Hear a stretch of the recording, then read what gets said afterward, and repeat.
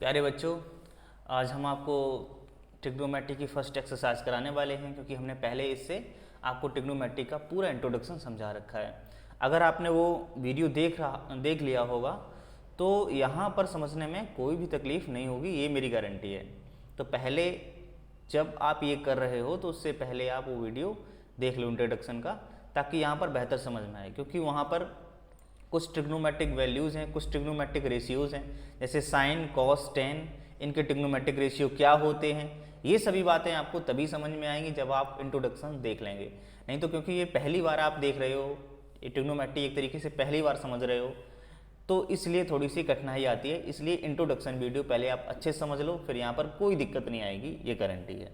तो चलो हम शुरू करते हैं अपनी 8.1 यानी ट्रिग्नोमेट्री की फर्स्ट एक्सरसाइज। ठीक है, इसमें बोला गया है कि in triangle ABC right angle at B. देखो राइट एंगल का मतलब क्या हो गया, हमने बताया था आपको कि एक ट्राइंगल है, एक ट्राइंगल बना लेते हैं ऐसा, ठीक है।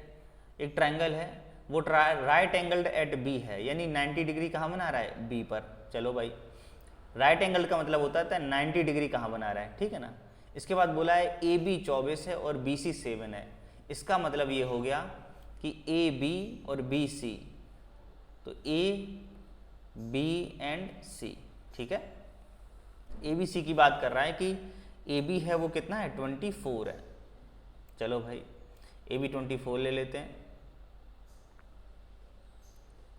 And BC is 7।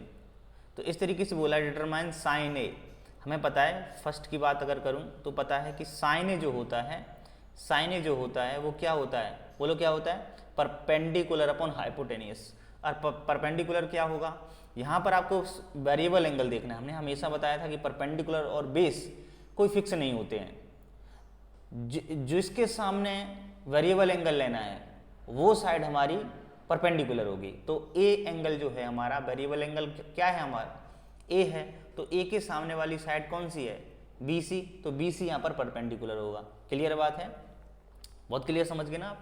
चलो, तो साइन ए इक्वल टू हो जाएगा हमारा perpendicular upon base, hypotenuse, sorry, perpendicular upon hypotenuse. तो परपेंडिकुलर कितना है, 7 है। हाइपोटेनियस अपने को पता ही नहीं है, तो पहले तो हाइपोटेनियस निकाल लो, समझ गए। तो हम लगाएंगे पाइथागोरस थ्योरम। पाइथागोरस थ्योरम क्या कहती है, पाइथागोरस थ्योरम कहती है कि hypotenuse square equal to perpendicular square plus base square. तो हाइपोटेनियस कितना है, बोलो बोलो बोलो, हाइपोटेनियस तो हमें निकालना ही है। परपेंडिकुलर कितना है, 49, 7 का स्क्वायर कितना हो जाएगा, 49। अब तुम निकालो 24 का स्क्वायर, बोलो 24 का स्क्वायर कितना हो जाएगा, जल्दी बताओ, जल्दी बताओ निकाल के। इतना तो पता होना चाहिए कि 4 का मल्टीप्लाई 6 आएगा, है ना, बोलो, नहीं तो तुम निकाल लो, क्या दिक्कत है। 625 होता है 25 का, ठीक है ना। तो 24 का करोगे तो 500। चलो तुम्हारी निकाल के ही बता देते हैं, नहीं तो तुम कहोगे ऐसे कैसे सर ने रख दिया। वैसे आपको याद होने चाहिए 25 तक कम से कम, 24 24 24,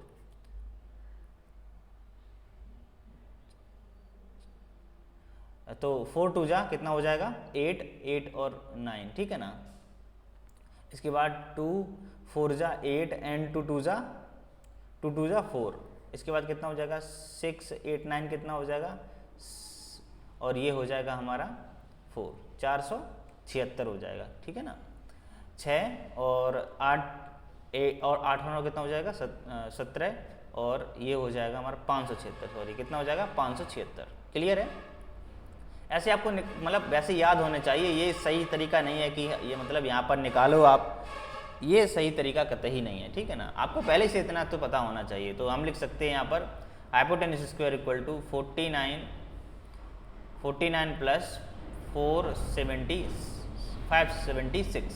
अभी आ जाएगा 9 और 6 कितना हो जाएगा, बोलो 5, और 7 और 4 कितना हो जाएगा, बोलो बोलो, 7 और 4 हो जाएगा हमारा 11, और फिर हो जाएगा ये 12, है ना, और 5 का हो जाएगा 6। तो इस तरह से h की वैल्यू आ गई हमारी √625। तो h हो गया हमारा 25, क्योंकि 25 का होता है ना 625, 25 का स्क्वायर क्या होता है 625, तो 625 का अंडर रूट कितना हो जाएगा 25। क्लियर है। तो इस तरीके से हम निकाल सकते हैं कि ये जो साइड है वो क्या है 25। और ऐसे भी आप चेक कर सकते हो, यहाँ पर ये भी आप चेक कर सकते हो कि हाइपोटेनियस है, हमने आपको बताया था हमेशा बड़ा होगा सबसे, मतलब बेस से भी बड़ा होगा, परपेंडिकुलर से भी बड़ा होगा, दोनों ही चीज़ों से, दोनों ही साइड से हमारा हाइपोटेनियस बड़ा होगा। तो यहाँ पर हमें निकल के आ गया h कितना 25। तो ये वैल्यू हमारी होगी साइन ए की। अब सेकेंड में बात करते हैं, इसी में है हमारा आगे है कॉस ए। तो कॉस ए बताओ क्या हो जाएगा, कॉस ए हो जाएगा हमारा बेस अपॉन हाइपोटेनियस। क्या होता है बेस अपॉन हाइपोटेनियस, ये आपको एकदम से रटा होना चाहिए, एक तरीके से यही कह सकते हैं, मतलब याद होना चाहिए।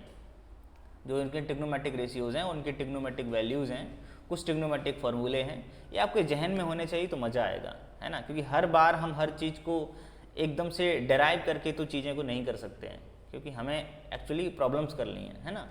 चलिए, तो अब ये हमारा हो जाएगा कितना, बेस कितना है 24। और यहाँ पर ध्यान देना आपको कि ए ही है ना, ए है, क्या है हमारा, ये देखो देखो लिखा है कॉस ए, यानी आपको सिंपल समझना है कि ये जो ए है यही वेरिएबल एंगल है, और वेरिएबल एंगल के सामने वाली साइड क्या होगी, परपेंडिकुलर होगी। तो ये बेस हो जाएगा 24 अपॉन हाइपोटेनस तो सेम ही रहेगा हमेशा 25। तो कॉस ए हो गया 24/25। सेकेंड में बात करते हैं, तो सेकेंड आ जाएगा हमारा, बोलो, सेकेंड आ जाएगा हमारा साइन सी। क्या आ जाएगा, साइन सी। अब साइन सी हमें पता है परपेंडिकुलर अपॉन बेस ही होता है। क्या होता है, परपेंडिकुलर अपॉन हाइपोटेनियस। क्यों बार बार बेस बोल रहे हो, परपेंडिकुलर अपॉन हाइपोटेनियस होता है, लेकिन इस केस में परपेंडिकुलर बदल जाएगा। क्यों, क्योंकि अब वेरिएबल एंगल हो गया है सी, और सी के सामने वाली साइड है ए बी, तो ए बी हो जाएगा परपेंडिकुलर। क्या हो जाएगा परपेंडिकुलर, ए बी। और हाइपोटेनस तो हमेशा ए सी ही रहेगा, उसमें कोई दिक्कत नहीं है। तो अब रख दो तुम वैल्यू, अब रख दो वैल्यू, वैल्यू क्या आ जाएगी, वैल्यू अब आ जाएगी ए बी की वैल्यू है हमारी 24 एंड ए सी की वैल्यू है 25। तो ये हो गया। इसके बाद निकालना है अपने को कॉस सी। क्या निकालना है, cos C base upon hypotenuse, base upon hypotenuse. इसके बाद में बेस कितना है यहाँ पर, अब सी के केस में बेस कौन बनेगा बताओ, सी के केस में बेस कौन बनेगा, बी सी। कौन बनेगा, बी सी अपॉन हाइपोटेनस तो ए सी ही रहेगा, तो बी सी कितना हो जाएगा 7 और ए सी कितना हो जाएगा 25। तो इस तरीके से हमारे ये आंसर आ गए हैं। पहला आंसर आया कितना, पहला आंसर आया है 7/25, इसके बाद आया है 24/25, इसके बाद 24/25, 7/25। कोई दिक्कत, कोई दिक्कत नहीं है, बस आपको वेरिएबल एंगल पर बहुत निगाह अच्छे से डाल के रखनी है, ठीक है ना।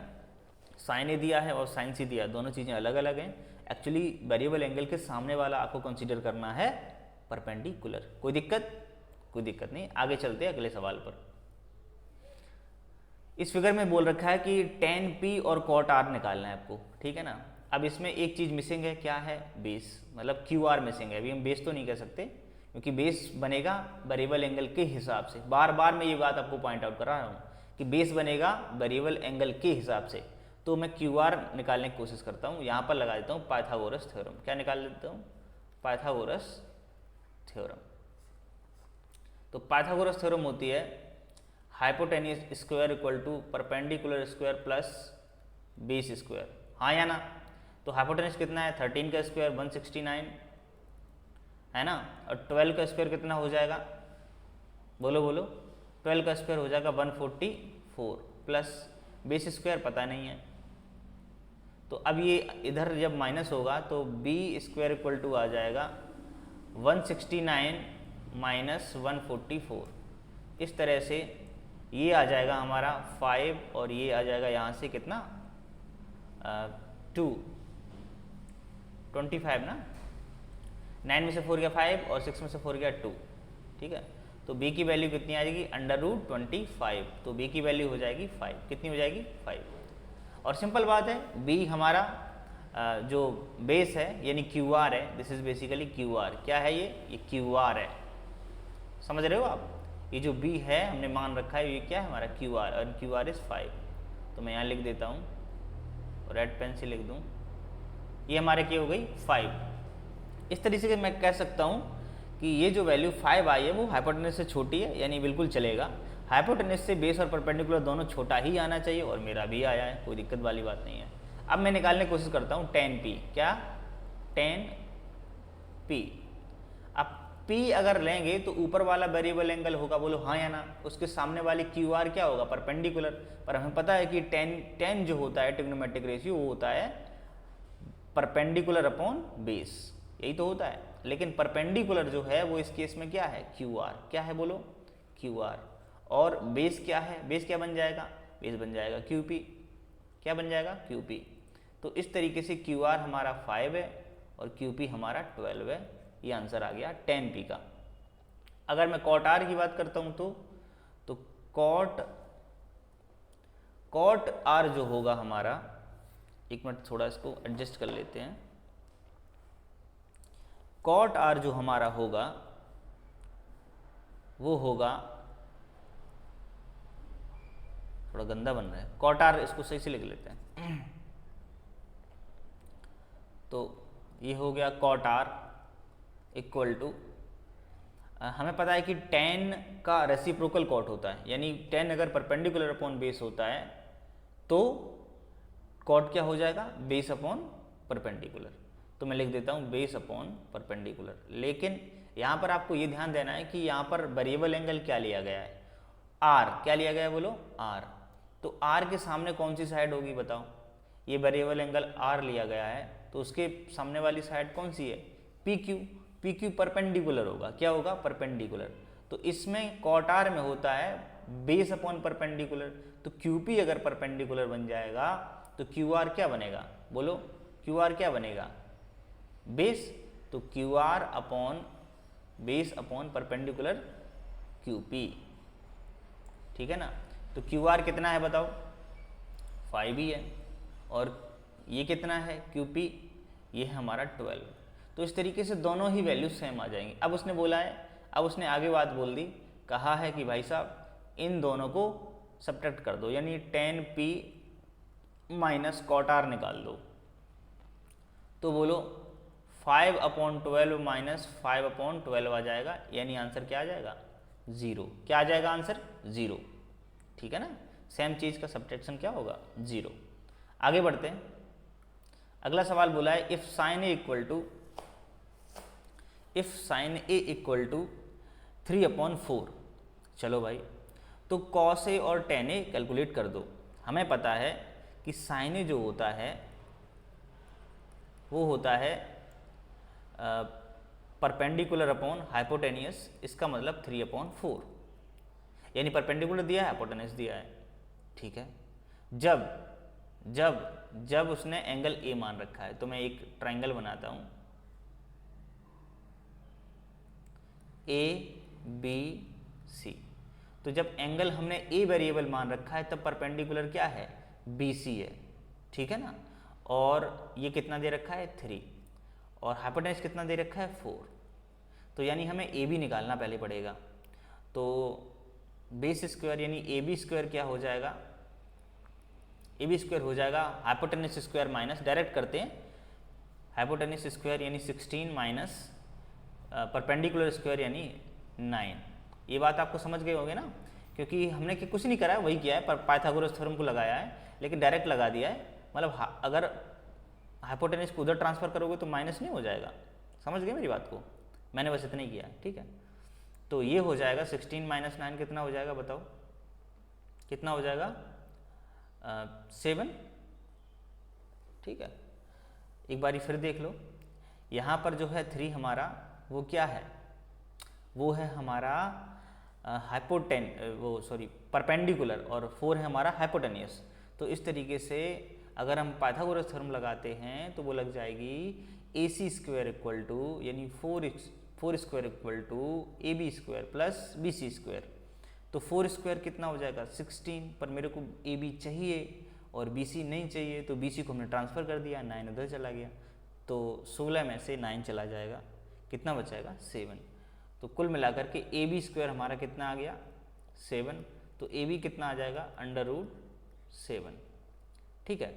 हालांकि प्लस माइनस आता है, लेकिन हमें पता है कि साइड कभी नेगेटिव हो नहीं सकती है, डिस्टेंस नेगेटिव थोड़ी हो सकती है, तो लेंथ नेगेटिव होगी नहीं, इसलिए हम नेगेटिव को कंसिडर करेंगे भी नहीं यहाँ पर। बार बार आपको स्क्वायर रूट लेना पड़ेगा। स्क्वायर रूट हमेशा पॉजिटिव नेगेटिव दोनों ही आता है, लेकिन अपने को सिर्फ पॉजिटिव लेना है, क्योंकि ये actually this is the length of side of triangle, वो कभी नेगेटिव हो नहीं सकती है। ठीक है, तो इस तरीके से हमारा हो गया जो बेस है यानी ए बी है वो क्या हो गया, √7। आप कुछ भी निकाल सकते हो, कॉस ही निकाल सकते हो, क्या ही दिक्कत है। तो कॉस हमारा हो जाएगा बेस अपॉन हाइपोटेनियस। बेस कितना है हमारा, √7। आपको ध्यान रखना है कि अभी भी वेरिएबल एंगल ए ही है, तो उसके केस में तो यही हमारा परपेंडिकुलर बनेगा और यही बेस बनेगा, तो √7 अपॉन हाइपोटेनियस 4। ठीक है, ऐसे ही हमको निकालना है tan a कितना हो जाएगा, परपेंडिकुलर कितना है 3 और बेस कितना है √7। तो इस तरीके से तीनों वैल्यूज़ हमारी निकल कर आ जाएंगी। कोई दिक्कत नहीं है, समझते हो ना। tan a क्या होता है, परपेंडिकुलर अपॉन बेस। ये आपको पहले ट्रिग्नोमेट्रिक रेशियोज हमने करा दिया है इंट्रोडक्शन वीडियो में। ठीक है, अगला देखो, और आप देख लेना ये इंट्रोडक्शन का वीडियो, इसमें लिंक मैं दे दूंगा, कोई दिक्कत वाली बात नहीं है। डिस्क्रिप्शन में देख लेना आप, लिंक वहाँ से इंट्रोडक्शन वीडियो देख सकते हैं। ठीक है, तो गिवन 15 cot a = 8 ये दे रखा है, यानी 15 cot a = 8। तो मैं अगर cot a की बात करूं वो क्या आ जाएगा, 8/15, यानी जो cot a आया है वो क्या होता है, बेस अपॉन परपेंडिकुलर। cot क्या होता है, बेस अपॉन परपेंडिकुलर। हालांकि आपको 3 ही याद करना है, tan, sin और cos। तो tan पता है परपेंडिकुलर अपॉन बेस होता है, तो cot tan का रेसिप्रोकल बेस अपॉन परपेंडिकुलर। कोई दिक्कत नहीं। हमें इसमें क्या निकालना है, हमें इसमें निकालना है पाइथागोरस थ्योरम से, हमें इसमें निकालना है हाइपोटेनियस। तो ये हमारा 15 है, ये हमारा 8 है, ये हमको फाइंड करना है। तो इसको अगर मैं मान लूँ ABC, तो AC निकालना है। AC क्या हो जाएगा, 8 का स्क्वायर कितना हो जाएगा 64, और 15 का स्क्वायर कितना हो जाएगा 225। ठीक है, तो इस तरीके से AC की जो वैल्यू आएगी वो कितनी आएगी, 5 4 9 2 6 8 और ये 2, 289। अब बताओ 289 किसका स्क्वायर होता है, बता दो हमें। 289 किसका स्क्वायर होता है, बोलो। 17 का, कितने का, 17 का। तो ये हो जाएगा हमारा AC = 17। ये आपको याद होना चाहिए, स्क्वायर तो याद कर लो। ठीक है, तो ये हो जाएगा AC कितना हो जाएगा हमारा 17, यानी हाइपोटेनियस कितना हो गया 17। चलो अब उसने क्या निकाला है, उसने बोला है sin a निकाल दो एक, तो क्या दिक्कत है, निकाल दूंगा, sin a निकाल दूंगा। sin a हमारा हो जाएगा परपेंडिकुलर अपॉन हाइपोटेनियस। तो परपेंडिकुलर कितना है 15 है। देख लेना, a वेरिएबल अभी भी चल रहा है और इसमें भी a वेरिएबल था, इसलिए सेम दोनों के लिए सेमी परपेंडिकुलर रहेगा। बात ये समझ रहे हो ना, वेरिएबल एंगल वाली। हमेशा आपको जो a यहाँ मिल रहा है साइन के साथ में या कॉट के साथ में, उसके सामने वाला आपको परपेंडिकुलर कंसीडर करना है, बस इतनी सी बात है, समझ गए। अब उसका एडजस्टेंट साइड तो ऑटोमेटिक बेस हो ही जाएगी, और जो तिरछी वाली होती है सबसे बड़ी होती है वो हाइपोटेनियस हमेशा रहनी है, उसको चेंज नहीं आप कर सकते हैं। ठीक है ना, कोई भी आप वेरिएबल एंगल ले लें, हाइपोटेनियस ही रहेगा, समझ गए। तो साइन ए हो जाएगा हमारा परपेंडिकुलर अपॉन हाइपोटेनियस, कितना है 17। चलो भाई, अगला हमने निकालना है सेक ए। तो सेक ए हो जाएगा कॉस का रेसिप्रोकल। कॉस क्या होता है, बेस अपॉन हाइपोटेनियस। सेक क्या हो जाएगा, हाइपोटेनियस अपॉन बेस। हाइपोटेनियस कितना है 17, बेस कितना है 8, कितना है 8। तो इस तरीके से ये दोनों वैल्यू हमने निकाल ली है बिना किसी दिक्कत के।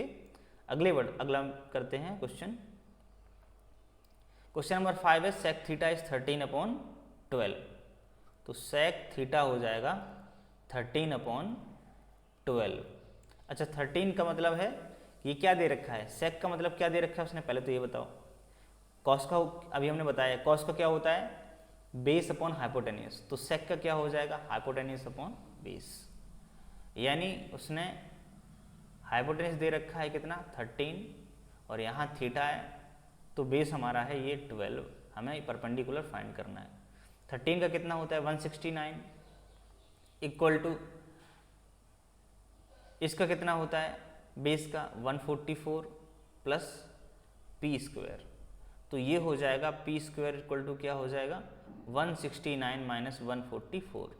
इस तरीके से यहाँ पर आ जाएगा 5 और यहाँ पर आ जाएगा कितना 2। तो ऐसे कह सकते हैं कि P इज़ 5। P कितना आ जाएगा 5। तो P 5 जब आ जाएगा तो ऑल ट्रिग्नोमेट्रिक रेशियोज आपको फाइंड कर देने हैं। फटाफट लिख दो। शुरू करते हैं साइन से। कहाँ शुरू करते हैं साइन से। तो साइन क्या हो जाएगा sine theta, basically sine theta क्या हो जाएगा परपेंडिकुलर अपॉन हाइपोटेनियस। ये बार बार हम लिख रहे हैं, अब की बार लेक्चर में हम नहीं लिखेंगे परपेंडिकुलर हाइपोटेनियस। आपको पता ही होना चाहिए कि साइन थीटा क्या होता है परपेंडिकुलर अपॉन हाइपोटेनियस। तो ये क्या हो जाएगा 5 अपॉन हाइपोटेनियस कितना है बोलो 13। मैं लिख देता हूँ यहाँ पर परपेंडिकुलर 5 निकाल चुके हैं हम, ठीक है। अब दूसरा क्या हो जाएगा बताओ, दूसरा क्या हो जाएगा, दूसरा हो जाएगा cos theta base upon hypotenuse. Base कितना है बोलो 12, हाइपोटेनियस 13। इसके बाद निकाल दो, थर्ड निकाल दो 10। tan थीटा कितना हो जाएगा परपेंडिकुलर अपॉन बेस। परपेंडिकुलर कितना है 5, बेस कितना है 12। अगला निकाल दो, फोर्थ निकाल दो। फोर्थ में हमारा है बोलो क्या है साइन कॉस 10 कर लिया, इसके बाद सेक भी कर लिया। अब कॉट कर लेते हैं, कॉट थीटा। तो कॉट थीटा क्या हो जाएगा बताओ 10 का रेसिप्रोकल यानी बेस अपॉन परपेंडिकुलर। बेस कितना है 12 अपॉन 5, ठीक है ना। आगे देखते हैं फोर्थ हमारा हो गया है। अब करते हैं फिफ्थ, और फिफ्थ हमारा सिर्फ एक ही रह गया है, वो है कॉसेक, क्योंकि सेक को हम कर चुके हैं। कॉसेक थीटा क्या हो जाएगा साइन का रेसिप्रोकल यानी हाइपोटेनियस अपॉन परपेंडिकुलर। हाइपोटेनियस कितना है बोलो, हम निकालना नहीं है, हमको गिवन है हाइपोटेनियस गिवन है कितना 13, और ये जो है हमारा बेस वो कितना है 12। कितना है बेस क्यों, अपने को तो हाइपोटेनियस अपॉन परपेंडिकुलर चाहिए, सॉरी 5। इस तरीके से हमने ये भी कंप्लीट कर लिया क्वेश्चन, ठीक है। अब हम जो बाकी क्वेश्चंस हैं वो अगली वीडियो में आपको समझाते रहेंगे, जल्दी ही लाएंगे उसको, ठीक है। और इसको आप अगर अच्छा लगा तो लाइक कर दो, बाकी समझदार हो, ठीक है ना। शेयर वगैरह करना जानते ही हो, उसमें आपको कुछ सिखाना नहीं है, ये नहीं बताना है कि लाल बटन पर क्लिक कर दो, आप जानते हो सब्सक्राइब कैसे होता है, ठीक है। ज़्यादा कुछ कहूँगा नहीं, और बाकी आप पढ़ाई करते रहिए, ठीक है। समझ गए, सारा कुछ कराएंगे हम, आप जुड़े रहिए, सारा कुछ कराएंगे अभी जल्दी से। और हम लोग थोड़ा सेटअप सही कर लें, इसके बाद में सब कुछ बढ़िया चलेगा, ठीक है। चलिए नमस्कार, सत श्री अकाल, आपसे मिलते हैं फिर अगले वीडियो में। तब तक के लिए जय हिंद।